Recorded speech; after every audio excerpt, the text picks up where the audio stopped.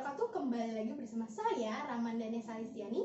Di sini saya ingin mempresentasikan tentang teori belajar Gagne.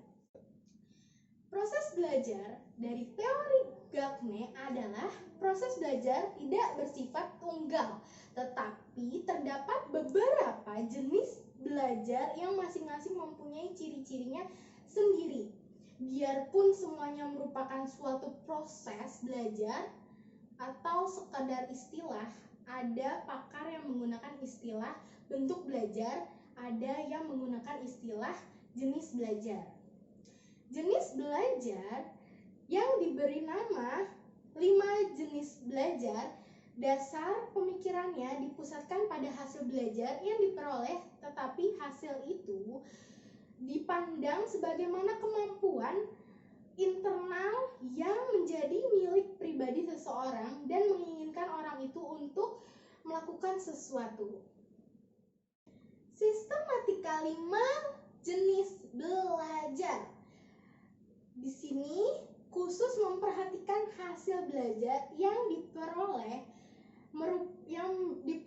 hasil belajar merupakan suatu kemampuan internal yang telah menjadi milik pribadi seseorang, dan kemungkinan orang itu melakukan sesuatu yang atau memberikan potensi tertentu kayak performance. Dimilikinya konsep merupakan kemampuan internal yang dapat langsung nampak, sedangkan perbuatan merupakan tingkah laku yang dapat diamati dan nampak sangat jelas. Sistematika Gagne meliputi 5 kategori hasil belajar yang masing-masing mencangkup sejumlah kemampuan internal yang bercirikan sama dan sekaligus berbeda sifatnya dan kemampuan internal dalam kategori lain. Nah, di sini juga ada belajar dalam kemampuan keterampilan motorik. Yang pertama ada informasi verbal. Informasi verbal yang dimaksud ialah pengetahuan yang dimiliki seseorang dapat diungkapkan dalam bentuk bahasa lisan dan tertulis. Pengetahuan itu diperoleh dari sumber yang menggunakan bahan bahasa juga lisan yang tertulis. Informasi verbal meliputi pertama, cap verbal atau kata yang dimiliki seseorang untuk menjauh pada objek-objek yang dihadapinya. Misalnya kata kursi untuk benda tertentu. Terus yang kedua, data atau fakta. Itu adalah kenyataan yang diketahui, misalnya seperti negara Indonesia dilalui oleh garis khatulistiwa, seperti itu. Jadi, yang memiliki pengetahuan tertentu berkemampuan untuk menuangkan pengetahuan itu dalam bentuk bahasa yang memadai, sehingga dapat dikomunikasikan pula kepada orang lain. Mempunyai informasi verbal memegang peran yang cukup penting dalam kehidupan manusia, karena tanpa sejumlah pengetahuan orang tidak dapat mengatur kehidupan sehari-harinya dan tidak dapat berkomunikasi dengan orang lain secara baik.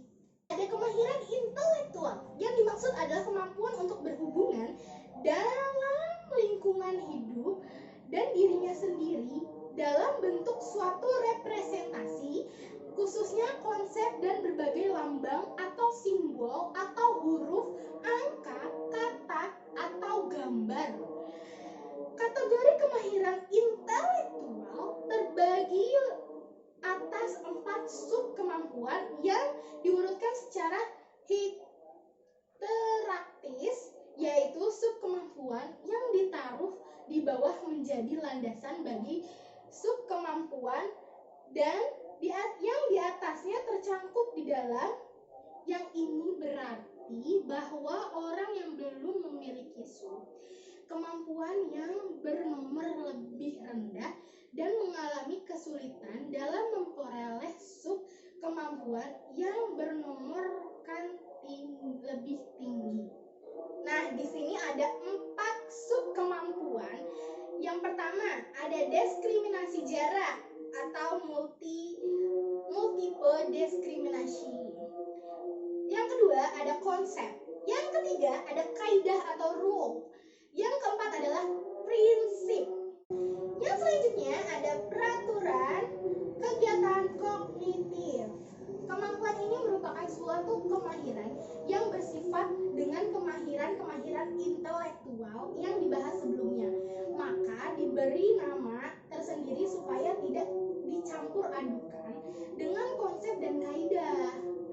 Orang yang memiliki kemampuan ini dapat menyalurkan dan mengarahkan aktivitas kognitifnya sendiri. Khususnya bila sedang belajar dan berpikir, ruang gerak kegiatan pengaturan kognitif adalah aktivitas mentalnya sendiri, sedangkan ruang gerak kemahiran intelektual ialah representasi dalam kesadaran terhadap lingkungan, di hidup dan diri sendiri. Pengaturan kegiatan kognitif mencangkup penggunaan konsep dan kaidah yang telah dimiliki, terutama bila sedang menghadapi suatu problem atau masalah tertentu.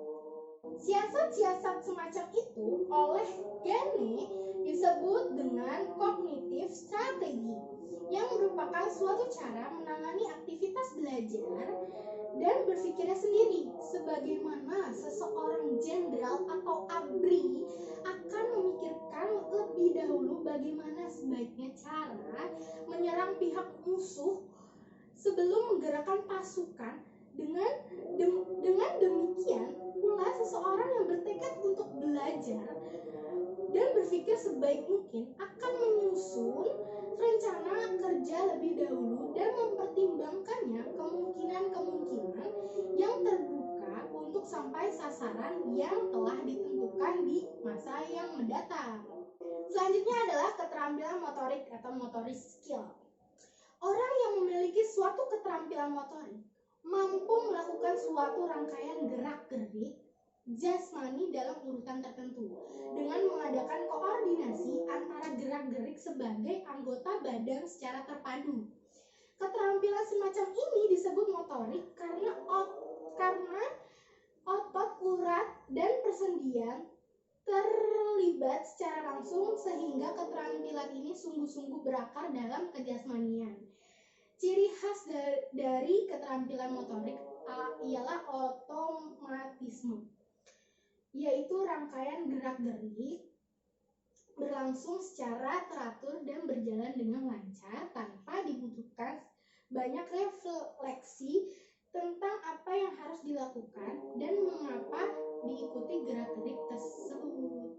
Dalam kehidupan manusia, berketerampilan motorik memegang peranan yang sangat pokok. Seseorang anak kecil harus sudah menguasai berbagai keterampilan motorik seperti menggunakan pakaiannya sendiri, menggunakan alat-alat makan, mengucapkan atau mendengarkan bunyi-bunyi yang berarti sehingga bisa berkomunikasi dengan saudara-saudaranya dan teman-temannya dan sebagainya. Nah, selanjutnya yang terakhir adalah sikap atau attitude. Orang yang bersikap tertentu cenderung menerima atau menolak suatu objek berdasarkan penampilan terhadap objek tersebut, berguna atau berharga baginya atau tidak. Bila objek dinilai baik untuk saya dan mempunyai sikap yang positif, bila objek ini dinilai jelek untuk saya, dia mempunyai sikap negatif, yaitu masyarakat luas terhadap suatu, seperti sikap hormat terhadap bendera nasional dan sikap menolak tindakan korupsi. Perorangan dapat diambil oper sikap sosial itu dan menjadikan suatu pribadi atau menolaknya dan menemukan sikapnya diri dia sendiri.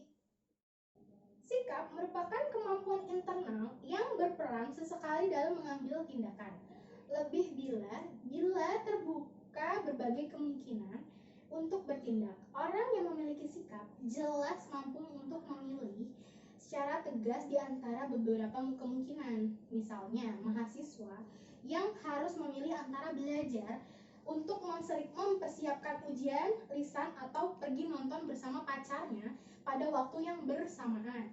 Yang mana akan dipilih tergantung dari sikap terhadap kelulusan dalam diri sendiri dan nanti memetik hasil, yaitu suatu peranan yang sangat positif. Oke, segitu dulu video presentasi dari saya. Semoga bermanfaat dan sampai jumpa di video-video selanjutnya.